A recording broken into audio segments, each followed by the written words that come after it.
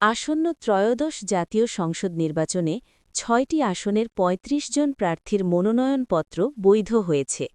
জাতীয় পার্টির ২ প্রার্থীসহ ১১ জনের মনোনয়নপত্র বাতিল হয়েছে। আজ সকাল ১০টায় জেলা প্রশাসকের সম্মেলন কক্ষে প্রার্থীদের মনোনয়নপত্র যাচাই-বাছাই শুরু হয়। প্রার্থীদের মনোনয়নপত্রের সাথে জমা দেয়া প্রয়োজনীয় কাগজপত্র পরীক্ষা-নিরীক্ষা করা হয়। পরে খুলনা ১, ২, ৪, ৫, ৬ আসনের রিটার্নিং অফিসার হিসাবে রয়েছেন জেলা প্রশাসক আ.সা.মা জমশেদ খন্দকার বৈধ প্রার্থীদের নাম ঘোষণা করেন।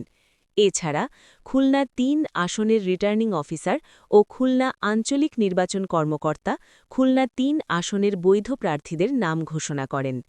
আসনের প্রার্থীদের মনোনয়ন যাচাই-বাছাই শেষ হয়। ৬টি আসনে মোট ৪৬ জন প্রার্থী তাদের মনোনয়ন সংগ্রহ করেছিল। এর মধ্যে ১ আসনে ১০, ২ আসনে ৪, ৩ আসনে ৯, ৪ আসনে ৪, ৫ আসনে ৪ ও ৬ আসনে ৪ জন প্রার্থীর মনোনয়নপত্র বৈধ হয়েছে। সহকারী রিটার্নিং অফিসার সহ প্রার্থী ও প্রার্থীর পক্ষে প্রতিনিধিরা যাচাই-বাছাইয়ে উপস্থিত ছিলেন। আমাদের খুলনা ৬টি সংসদীয় আসনে টোটাল মনোনয়নপত্র জমাদানকারী ছিলেন ৪৬ জন। ৪৬ জনের মধ্যে এখন আমি যদি একে একে বলি, খুলনা ১ সংসদীয় আসনের মনোনয়নপত্র জমা পড়েছিল ১৩টি, তার মধ্যে বৈধ হয়েছে 10টি এবং বাতিল হয়েছে 3টি। খুলনা ২ সংসদীয় আসন যেটি আজকে হয়েছে, সেখানে মনোনয়নপত্র আমরা 4টি পেয়েছিলাম, 4টি বৈধ হয়েছে, কোনো বাতিল নেই। খুলনা ৩ যেটি রিটার্নিং অফিসার আলাদা ছিলেন, সেই খুলনা ৩-এর তথ্য হলো সেখানে টোটাল মনোনয়নপত্র ছিল ১২টির মধ্যে বৈধ পাওয়া যায় ৯ জনকে এবং বাতিল হয়ে যায় 3টি মনোনয়নপত্র।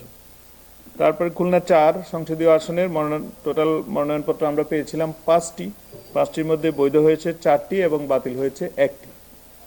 খুলনা ৫ সংসদীয় আসনে মনোনয়নপত্র আমরা পেয়েছিলাম ৬টির মধ্যে 4টি বৈধ এবং 2টি বাতিল হয়ে যায়।